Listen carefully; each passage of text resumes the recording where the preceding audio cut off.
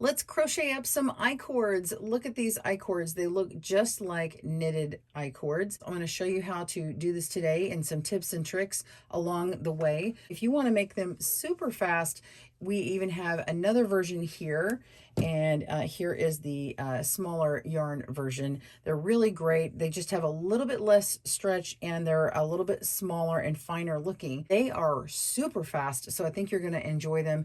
You can also make them in a two-color version, and I will show you all of this today here on GoodKnit Kisses. Welcome to GoodKnit Kisses. We're all about helping you stitch your love and love your stitches.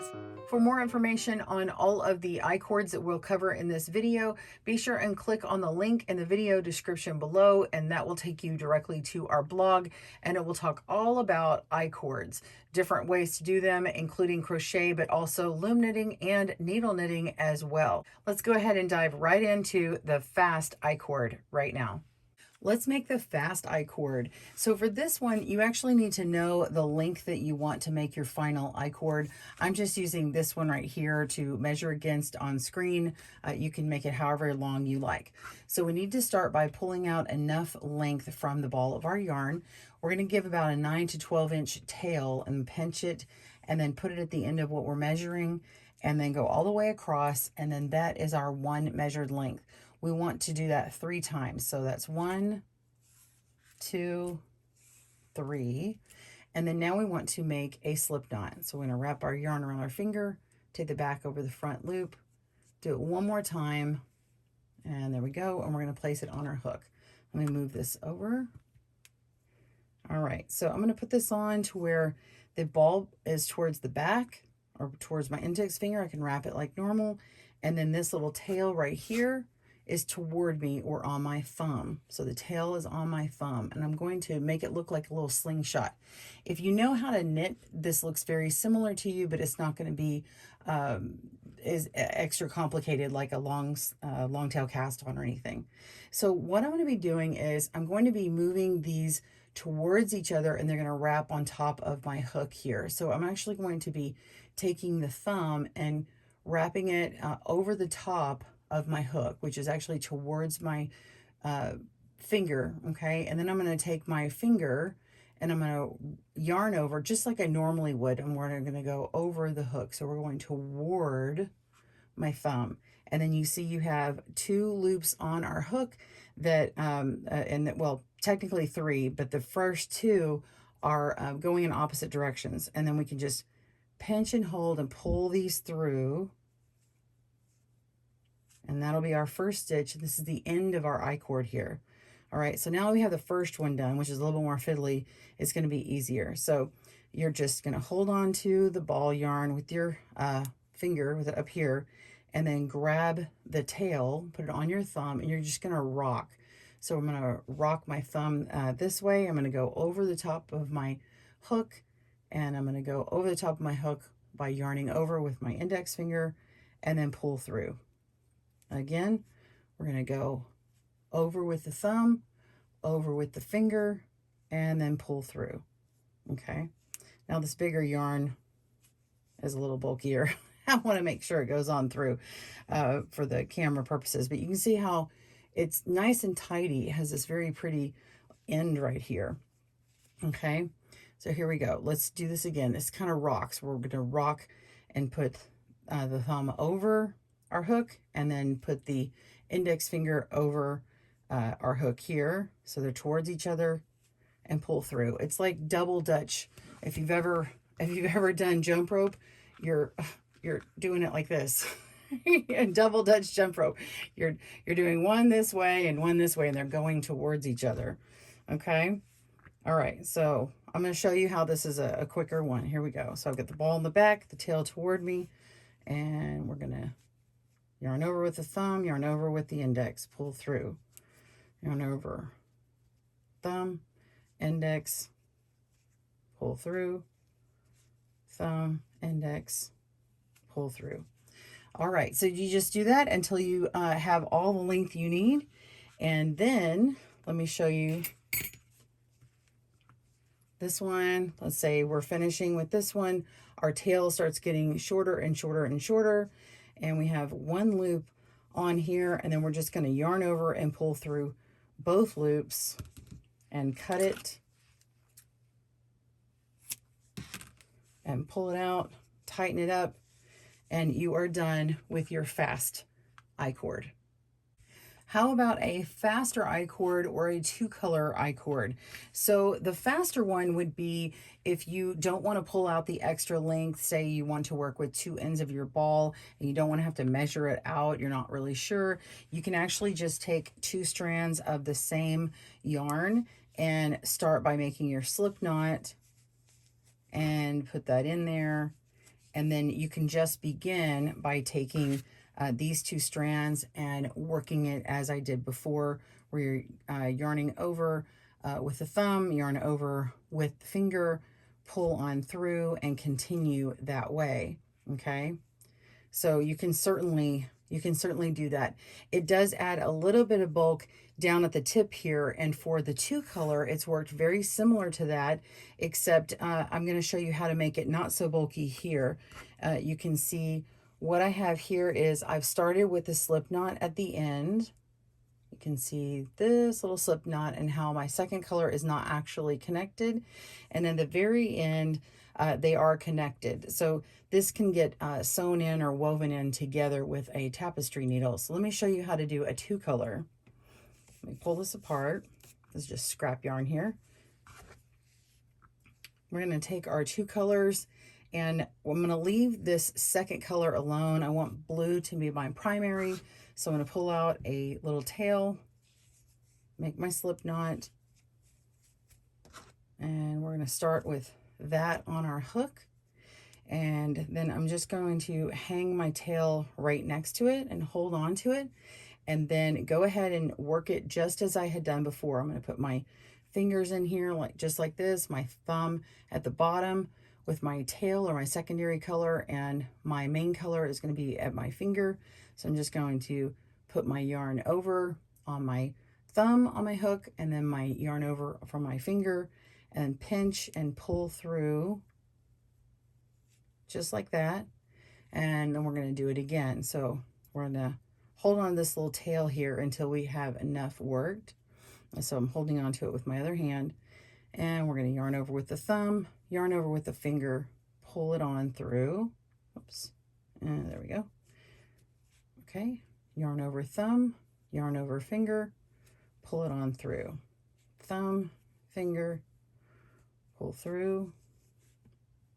Let's see, thumb, finger. Don't forget to wrap towards the middle. So over the top of your hook.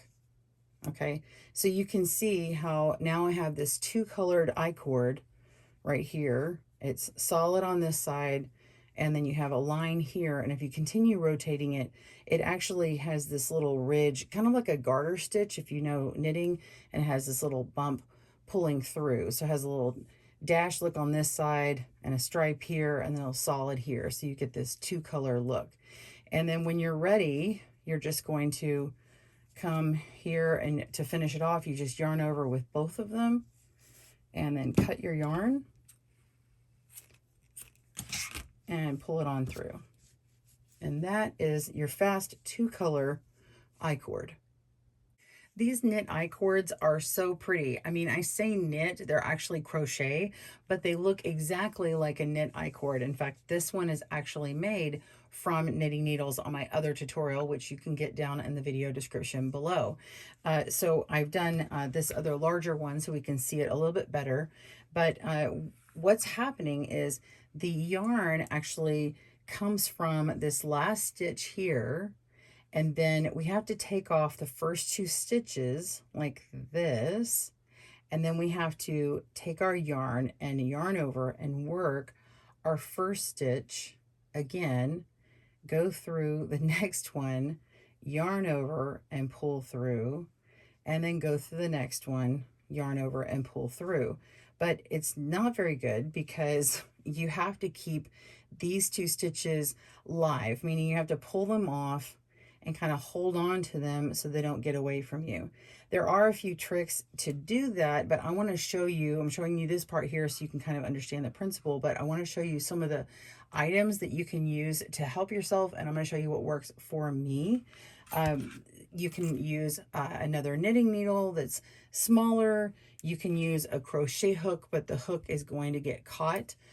You can hold on to it that way. You can hook on with stitch markers. You could use a little toothpick. This one's not really a toothpick, but it kind of looks like it on the end.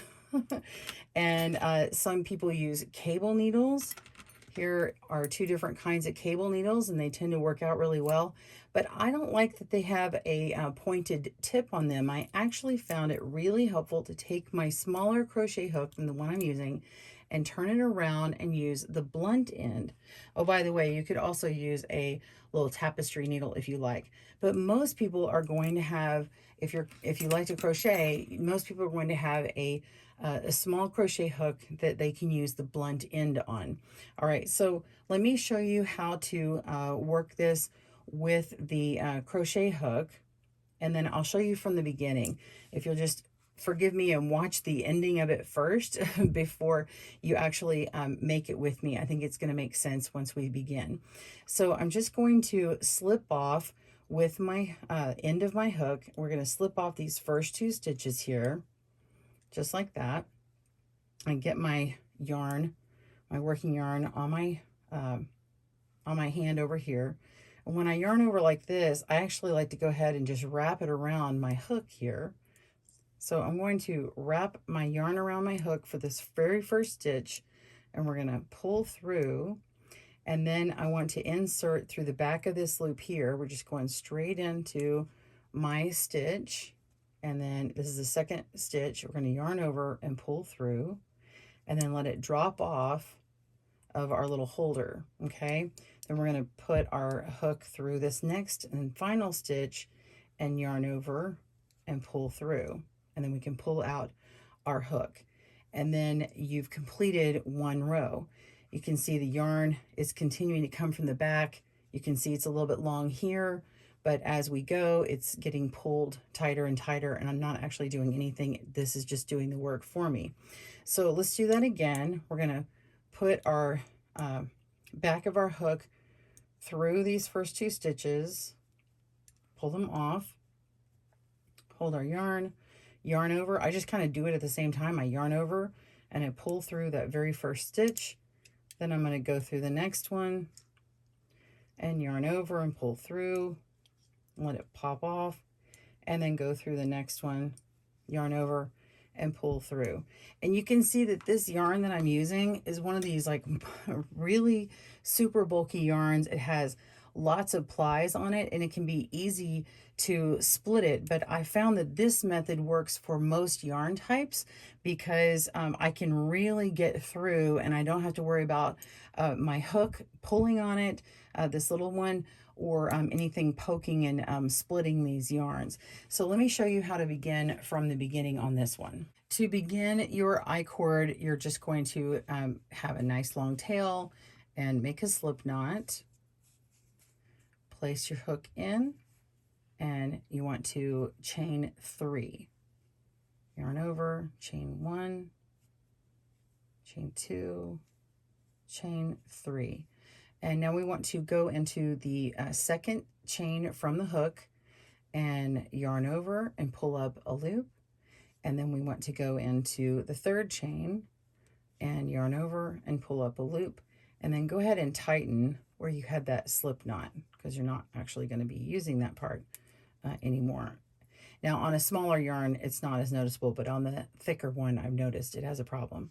So this very first row, this is where we would have been pulling through and holding on to these and then working this stitch over here. And it is a little fiddly on this first row.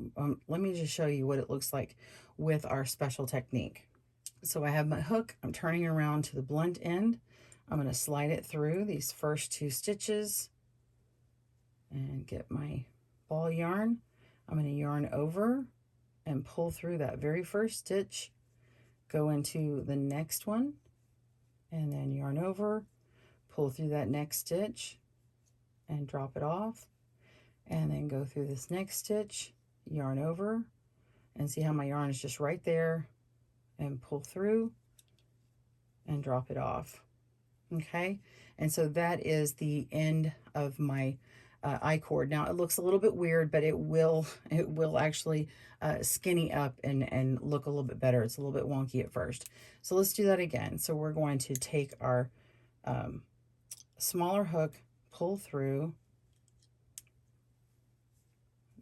tighten that back up again. Okay, so slide them off of that hook, and we want to yarn over, pull through the first loop, put our hook through the next chain there, yarn over, pull up another loop, drop the old loop off, go to the next one, yarn over, pull up a loop, and drop that old loop off.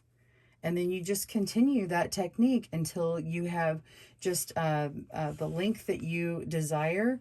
And let's go ahead and pull this on through. I'm going to show you on the larger one down at the end, and I've already worked all of these stitches, and now you can just simply yarn over and pull through all 3 loops, and then yarn over and pull through one more time, and cut your yarn and pull that all the way through, tighten it up, and you are finished with your icord. I hope you enjoyed making your crocheted icord today. Which one did you like? The fast one or the standard icord? I really love the fast one. It's nice and thin and neat. Plus, I don't have that extra little tail there, so this is really good for certain projects and everything. So I want to show you that we also have 2 other ones.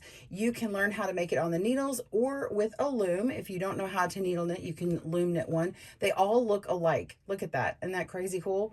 So you can get any of these tutorials right and left-handed down at the video description link below, and I will see you soon for our next video. Smash that like button if you enjoyed it, and happy crochet. Thanks for joining us today, where we help you stitch your love and love your stitches. See you again soon.